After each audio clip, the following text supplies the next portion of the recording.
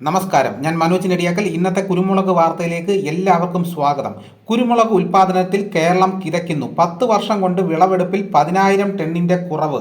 കേരളത്തിന്റെ കുരുമുളക് ഉൽപാദനത്തിൽ ഗണ്യമായി ഇടിവ് പ്രതീക്ഷിക്കുന്നു. ഉൽപാദനത്തിൽ 8 മുതൽ 10% കുറവുണ്ടാകുമെന്ന് കൃഷി കർഷകക്ഷേമ സഹമന്ത്രി രാംനാഥ് താക്കൂർ പറഞ്ഞു. അബ്ദുൾ സമദ് സമദാനി എം.പി ലോക്സഭയിൽ ഉന്നയിച്ച ചോദ്യത്തിന് മറുപടി നൽകുകയായിരുന്നു മന്ത്രി. 2014-15 മുതൽ 2023-24 വരെയുള്ള സാമ്പത്തിക വർഷത്തിൽ കുരുമുളക് തോട്ടങ്ങളുടെ വിസ്തൃതി 85,431 ഹെക്ടറിൽ നിന്നും 72,669 ഹെക്ടറായി ചുരുങ്ങി.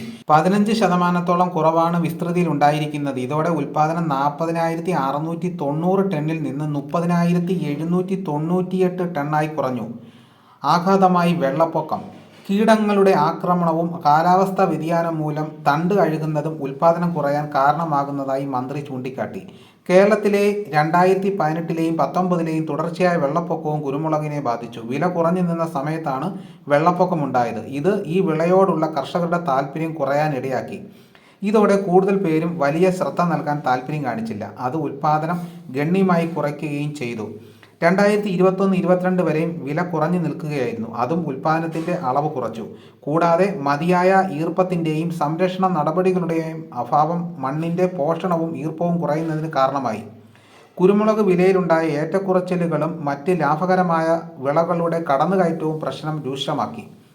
മറ്റു ഉൽപാദക രാജ്യങ്ങളിലെ കുരുമുളകിന്റെ ലഭ്യതയും ഇന്ത്യൻ കുരുമുളകിന്റെ വിലയും കുരുമുളക് കയറ്റുമതിയിലും ഏറ്റക്കുറച്ചിലുകൾ ഉണ്ടാക്കി. മറ്റു ഉൽപാദക രാജ്യങ്ങളുമായി താരതമ്യപ്പെടുത്തുമ്പോൾ ഇന്ത്യൻ കുരുമുളകിന് വില കൂടുതലാണ്. ഗുണനിലവാരം കൂടുതലായത് കാരണം ഇന്ത്യൻ ഉൽപ്പന്നങ്ങൾക്ക് മറ്റ് രാജ്യങ്ങളിലെ ഉൽപ്പന്നങ്ങളെക്കാൾ മുൻഗണന നൽകുന്നുണ്ടെന്നും മന്ത്രി കൂട്ടിച്ചേർത്തു. കുരുമുളക് ഉൾപ്പെടെയുള്ള വിളകളുടെ ഉൽപാദനവും ഉൽപാദനക്ഷമതയും വർദ്ധിപ്പിക്കുന്നതിന് കേരള സ്റ്റേറ്റ് ഹോർട്ടികൾച്ചറൽ മിഷൻ വഴി സർക്കാർ പദ്ധതികൾ നടപ്പാക്കിയിട്ടുണ്ടെന്നും മന്ത്രി പറഞ്ഞു.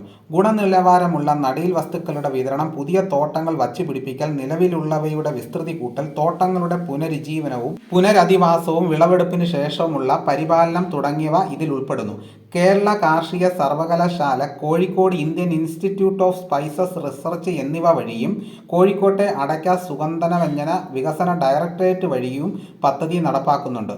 ഗുണമേന്മയുള്ള നടീൽ വസ്തുക്കളുടെ ഉൽപാദനവും വിതരണവും, ഉയർന്ന നിലവാരമുള്ള നടീൽ വസ്തുക്കളുടെ ഉൽപാദന വിതരണം, സ്ഥിരമായ വിതരണം എന്നിവ ഉറപ്പാക്കുന്നതിന് ഹൈടെക് നഴ്സറികൾ സ്ഥാപിക്കൽ, പൊതു സ്വകാര്യ മേഖലകളിൽ കുരുമുളക് നഴ്സറികളുടെ അക്രഡിറ്റേഷൻ, കുരുമുളക് തോട്ടങ്ങൾക്കായുള്ള പുനരധിവാസ പരിപാടികൾ തുടങ്ങിയവ ഇതിൽ ഉൾപ്പെടുന്നു.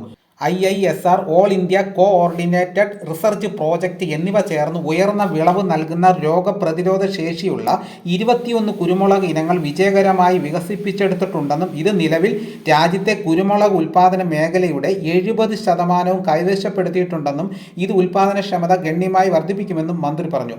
അപ്പോൾ ഇതാണ് ഇന്നത്തെ വീഡിയോ.